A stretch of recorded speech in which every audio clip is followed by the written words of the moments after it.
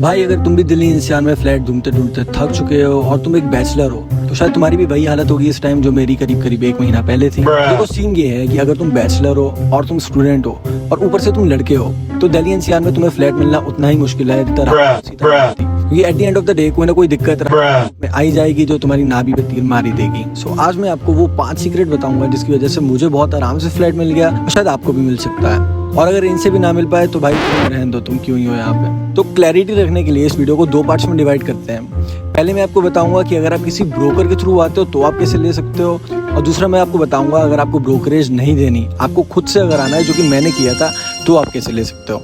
सो पहले उनके लिए जो ब्रोकर के थ्रू जा रहे हैं। तो सबसे पहला सीक्रेट है try searching for multiple flats. तो काफी लोग ये गलती करते हैं कि वो अपने मनपसंद की सोसाइटी में फ्लैट लेने के लिए वो 1 या 2 फ्लैट्स के लिए ही उस सोसाइटी को विजिट करने चले जाते हैं। अब यहाँ पे दिक्कत ये आती है कि आप फ्लैट में तो चले जाओगे पर आपको ये वहाँ जाके पता चलेगा कि वो टावर फेसिंग इश्यूज मिलेंगे कि किस टावर का मुंह किस तरफ है।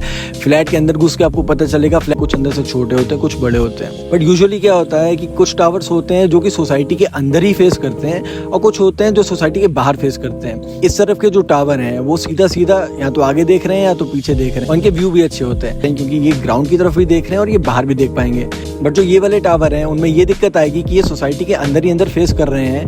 और पॉइंट ये है कि ये टावर कुछ सस्ते हैं, महंगे तो होते नहीं है। तो अगर आप उतने ही रुपए दे रहे हो तो क्यों ना वो टावर चूज करो जिसमें आपको अच्छा फेसिंग मिले। तो दूसरा सीक्रेट ये है कि जब भी आप किसी ब्रोकर के थ्रू जाओ तो कोशिश करना आप हमेशा आफ्टरनून में करीब 10 से 2 बजे के बीच में ही विजिट करना। तो देखो होता कुछ ऐसा है, जो ब्रोकर्स होते हैं उन्हें जो ओनर्स होते हैं वो करीब करीब शाम के 6 बजे तक ही अपनी चाबी देते हैं और 6 बजे के बाद ब्रोकर्स भी चले जाते हैं। तो अगर आप किसी सोसाइटी में 5 बजे या फिर 5:30 बजे विजिट करते हो तो पहली बात तो आपको ब्रोकर ही मना कर देगा कि अब आपको दिखवा नहीं पाएगा क्योंकि चाबी के इश्यूज होते हैं। और दूसरी बात, आप रात में अंधेरे में देख भी नहीं पाओगे फ्लैट से बाहर का व्यू कैसा आ रहा है, फ्लैट अंदर से भी कैसा दिख रहा है। So try avoiding it.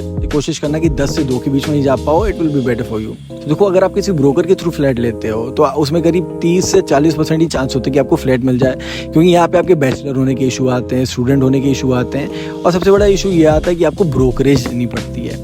3-3 महीने की आपको ब्रोकरेज देनी पड़ेगी, आपको सिक्योरिटी देनी पड़ेगी। अगर आप बैचलर हो तो आपकी मार ली जाएगी भाई कसम से।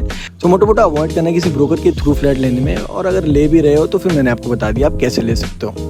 अब आते हैं दूसरे तरीके पे। तो दूसरा तरीका बहुत ही सिंपल है पर इसमें थोड़ी सी ज़्यादा मेहनत लगती है, पर इसमें फ्लैट मिलने के चांसेस करीब करीब 90% हो जाते हैं। और मतलब अगर आपको इस तरीके से फ्लैट नहीं मिला तो फिर आप भाई छोड़ ही दो, आप मत करो, आप फ्लैट लो ही मत। तो अगर आप खुद फ्लैट लेने जा रहे हो तो इसमें सबसे बढ़िया बात है कि आप अपने मनपसंद के टावर में मनपसंद की सोसाइटी में फ्लैट ले सकते हो, वो भी मनपसंद का, जिसका फेसिंग भी आप डिसाइड कर सकते हो किस तरफ होगा। मतलब मोटा मोटा आपके हाथ में सारी पावर्स होंगी। तो आपको करना कुछ ऐसा है कि पहले आपको सोसाइटी डिसाइड करनी है जिस सोसाइटी में आपको फ्लैट चाहिए। फिर आप उस सोसाइटी को उस टावर में जाओ जो आपको लगता है कि आपके लिए बेस्ट सूटेबल है, आपको सबसे ज्यादा लुक्स वहाँ के अच्छे लग रहे हैं, टावर की फेसिंग अच्छी है। तो यहाँ पे आता है हमारा तीसरा सीक्रेट कि आपको अपने मनपसंद के टावर में जाना है और वहाँ पे जो भी गार्ड बैठा होगा तो आपको उनसे पूछना है कि इस टावर में कौन से फ्लैट हैं जो खाली हैं, कौन से ओनर है जो अपना फ्लैट आगे रेंट पे देने को तैयार है। तो देखो सीन कुछ ऐसा होता है कि गार्ड्स होते हैं उन्हें सब पता होता है कि कौन से ओनर का कौन से फ्लोर पे जो फ्लैट है वो खाली है, और आपकी सबसे ज्यादा मदद जो है वो गार्ड्स ही कर सकते हैं। मैंने पर्सनली इसी तरीके से फ्लैट लिया था और मेरे लिए सबसे हेल्पफुल तरीका यही था। जो गार्ड्स होते हैं उन्हें भी डर लगता है सोसाइटी के ब्रोकर वगैरह से पंगा लेने में।